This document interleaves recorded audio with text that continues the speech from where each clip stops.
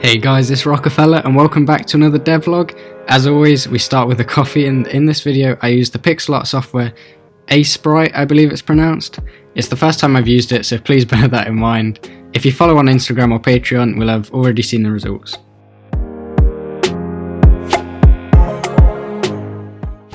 I need to create the cards because a card game without cards is like, not much of a card game. The types of cards I'm creating are helmet, chestplate, legging, shield, weapon, potion, ring, moves and attacks. And the types of items are going to be basic, water, fire, leaf, light, dark, tsunami, inferno, poison, dungeon, elite, legendary and dragon.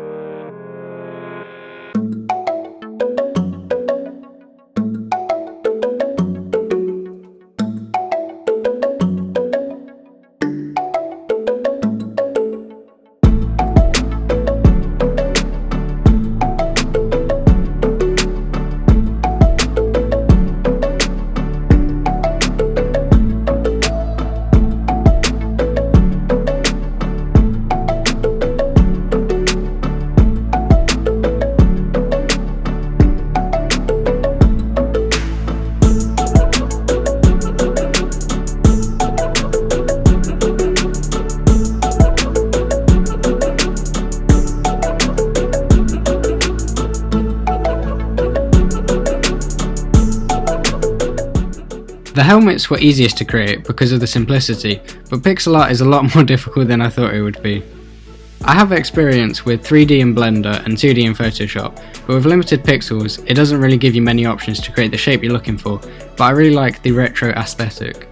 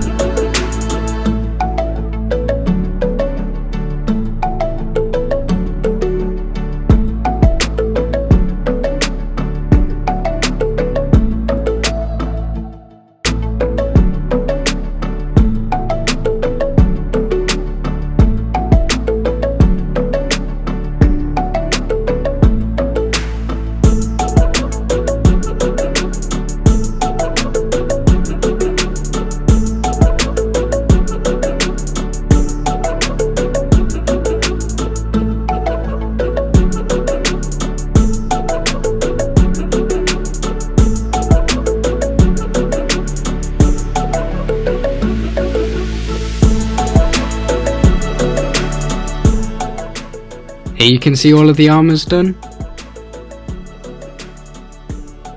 And here you can see all the other items done too. The last thing for day 5, because pixel art has taken longer than I'd like to admit, is the UI for the game. I'm including the player stats for armor, the blue triangle, attack, the red circle, fatigue, yellow square, health, green plus and coins.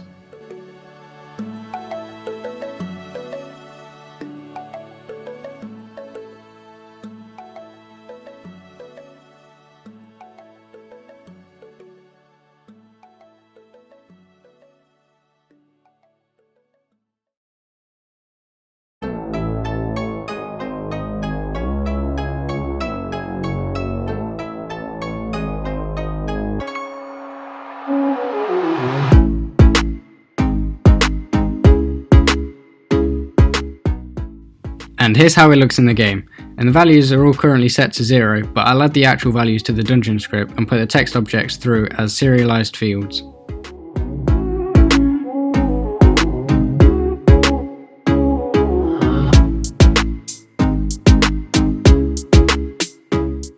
Now we're on day 6. Today I wanted to get the cards designed and some working. At the minute we have the icons for the cards but no actual cards. I wondered if it was possible to create each card as a prefab and then import the types of card as a parameter, but just thinking about all the code I need to create for that made me want another coffee. Instead I just designed the cards individually, and then the prefab just needs the image of the card to set for the sprite.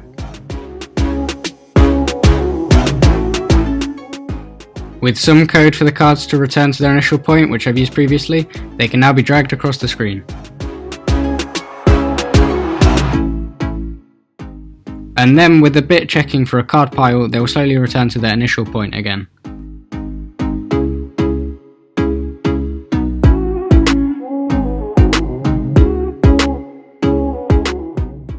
With the cards created and imported into the game, here's how they look.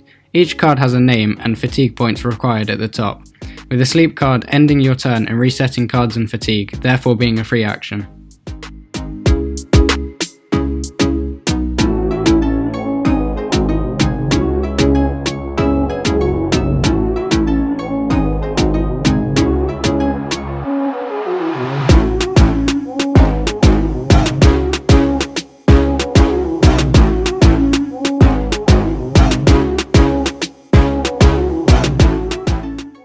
Here's the code for drawing a new hand of 5 cards, and when I run the game you'll be able to see them, and I've also added default player stats.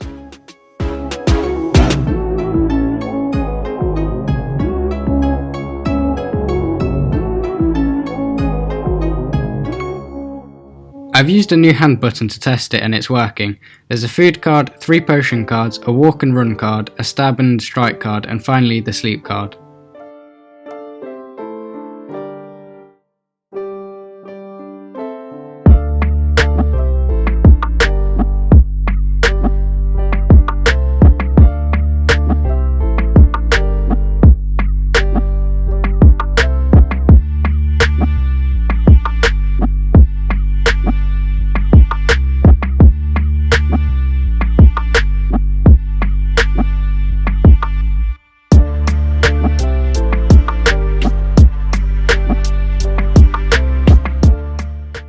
After this iteration, the moving cards work, so walk and run. You can't move infinitely as you could before, but after using a walk card you can move 2 hexes, and using a run card grants you 3 moves. I also created a discarding used cards animation.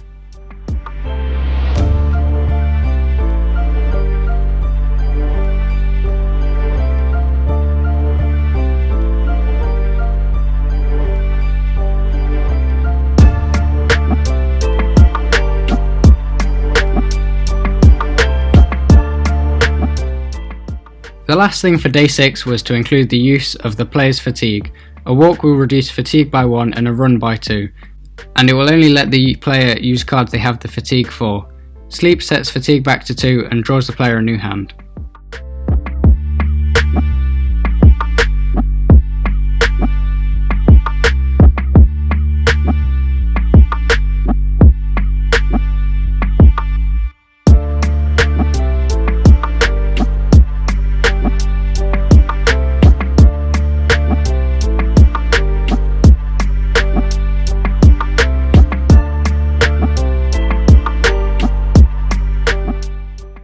Here you can see everything for the game so far. I'm really happy with the progress and felt like at some times it's been slow, which is demotivating, but after the past couple of days I feel like the game is actually taking shape and looking how I'd imagine it.